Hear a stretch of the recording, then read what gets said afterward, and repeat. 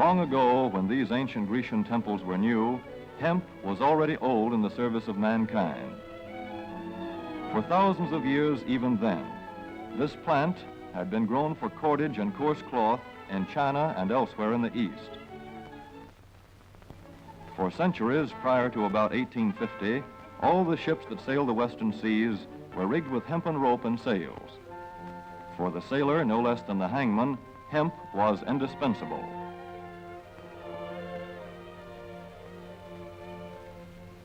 A 44-gun frigate, like our cherished old Ironsides, took over 60 tons of hemp for rigging. Including an anchor cable 25 inches in circumference.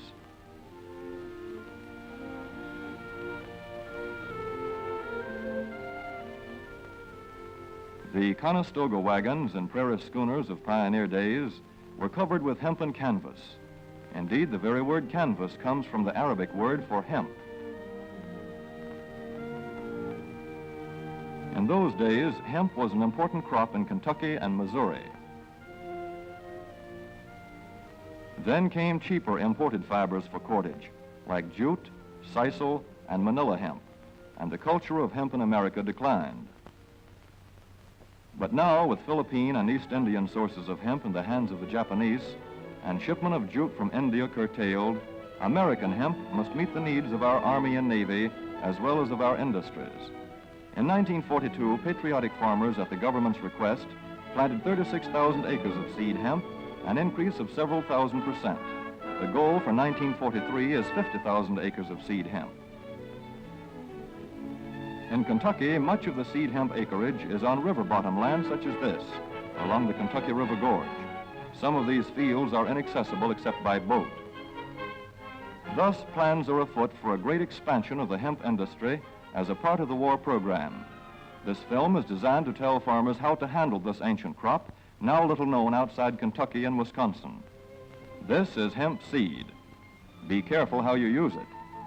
For to grow hemp legally, you must have a federal registration and tax stamp. This is provided for in your contract. Ask your AAA committeeman or your county agent about it.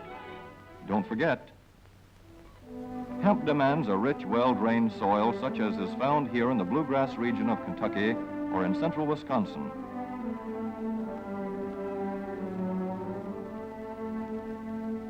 It must be loose and rich in organic matter. Poor soils won't do. Soil that will grow good corn will usually grow hemp. Hemp is not hard on the soil. In Kentucky, it has been grown for several years on the same ground, though this practice is not recommended. A dense and shady crop, hemp tends to choke out weeds. Here's a Canada thistle that couldn't stand the competition. Dead as a dodo. Thus, hemp leaves the ground in good condition for the following crop. For fiber, hemp should be sown 5 pecks to the acre. With drill, the closer the rows, the better. These rows are spaced about 4 inches. This hemp has been broadcast. Either way, it should be sown thick enough to grow a slender stalk.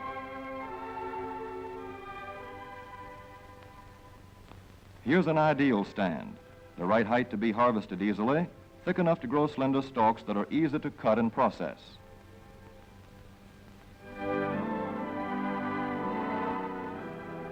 Stalks like these here on the left, they yield the most fiber and the best. Those on the right are too coarse and woody. For seed, hemp is planted in hills like corn, sometimes by hand. Hemp is a dioecious plant. The female flower is inconspicuous, but the male flower is easily spotted. In seed production, after the pollen has been shed, these male plants are cut out. These are the seeds on a female plant. Hemp for fiber is ready to harvest when the pollen is shedding and the leaves are falling. In Kentucky, hemp harvest comes in August. Here, the old standby has been the self-rake reaper, which has been used for a generation or more. Hemp grows so luxuriantly in Kentucky that harvesting is sometimes difficult, which may account for the popularity of the self-rake with its lateral stroke.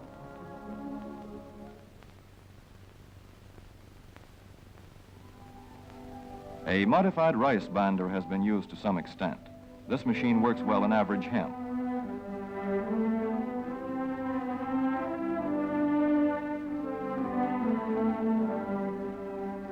Recently, the improved hemp harvester, used for many years in Wisconsin, has been introduced in Kentucky.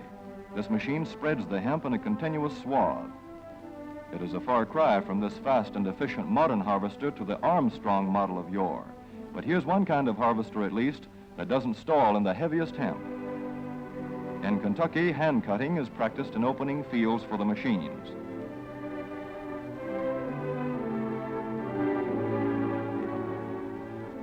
In Kentucky, hemp is shucked as soon as safe after cutting, to be spread out for retting later in the fall.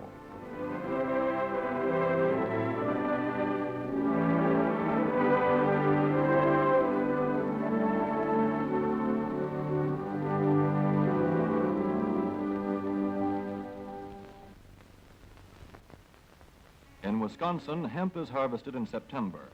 Here, the hemp harvester with automatic spreader is standard equipment. Note how smoothly the rotating apron lays the swath preparatory to retting. Here it is a common and essential practice to leave headlands around hemp fields. These strips may be planted to other crops, preferably small grain. Thus, the harvester has room to make its first round without preparatory hand cutting. Here the machine is running over corn stubble.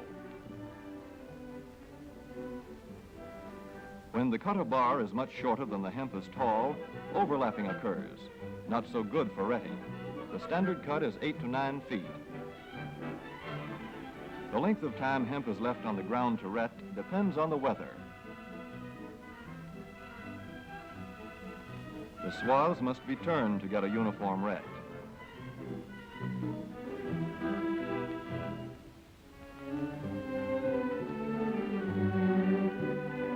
When the woody core breaks away readily, like this, the hemp is about ready to take up and bind into bundles.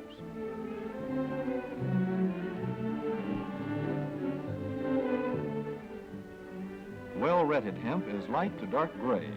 The fiber tends to pull away from the stalk. The presence of stalks in the bowstring stage indicates that retting is well underway.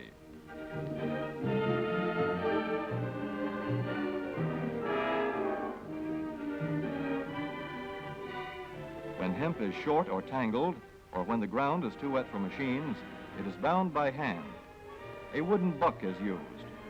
Twine will do for tying, but the hemp itself makes a good band.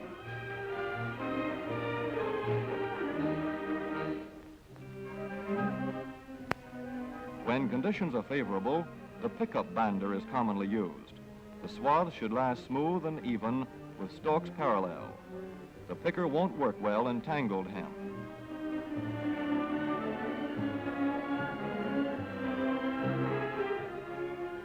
After binding, hemp is shucked as soon as possible to stop further retting. In 1942, 14,000 acres of fiber hemp were harvested in the United States. The goal for 1943 is 300,000 acres. Thus, hemp, Cannabis sativa, the old standby cordage fiber, is staging a strong comeback. This is Kentucky hemp going into the dryer of a mill at Versailles.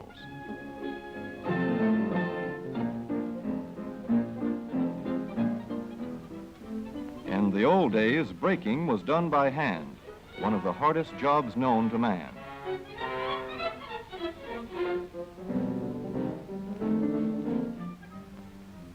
Now the power breaker makes quick work of it.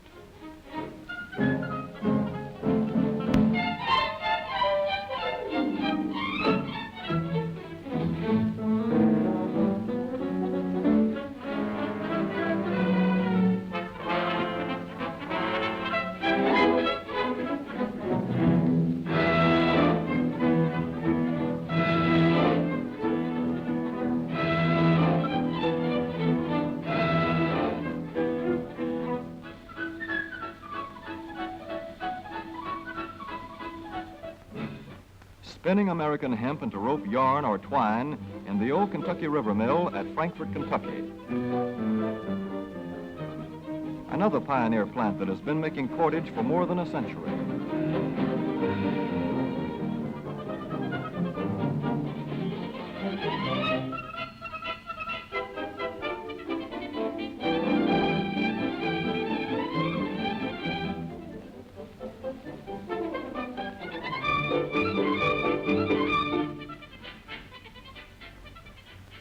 such plants will presently be turning out products spun from American-grown hemp.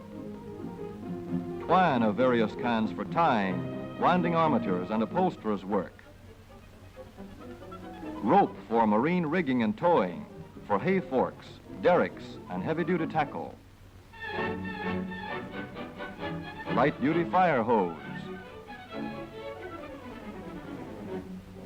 Thread for shoes for millions of American soldiers. And parachute webbing for our paratroopers.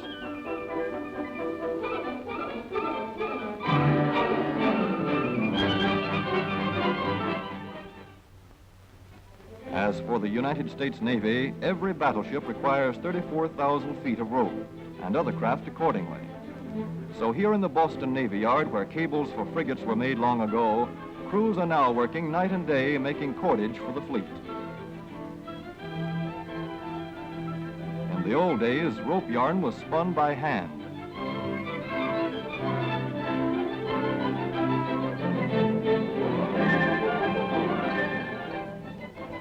Today, even the rope walk is mechanized.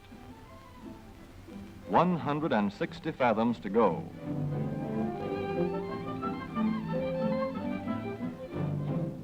The rope yarn feeds through holes in an iron plate.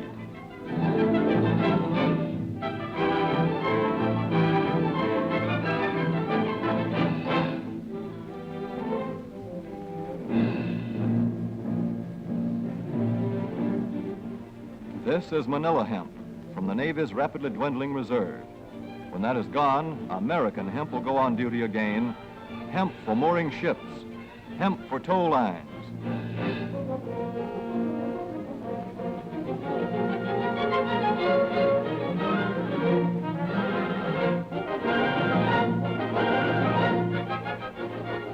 Hemp for tackle and gear. Hemp for countless naval uses, both on ship and shore. Just as in the days when old Ironside sailed the seas victorious, with her hempen shrouds and hempen sails.